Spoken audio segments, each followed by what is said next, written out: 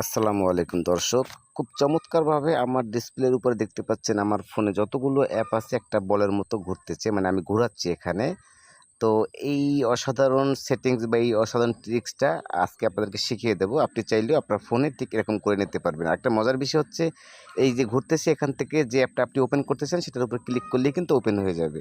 তো এই কাজটি করতে হলে প্রথমে আপনাকে প্লে স্টোরে চলে যেতে হবে। আপনি লিখবেন ডিএনএ লঞ্চার, এই অ্যাপ্লিকেশনটি ডাউনলোড করে ওপেন করে নেবেন। এরপর আপনি একটু সময় ওয়েট করবেন, তারপরে নিচের দিকে টিকমার্ক এখানে টাচ করবেন। এরপরে অ্যাপ্লিকেশনটি ওপেন করবেন।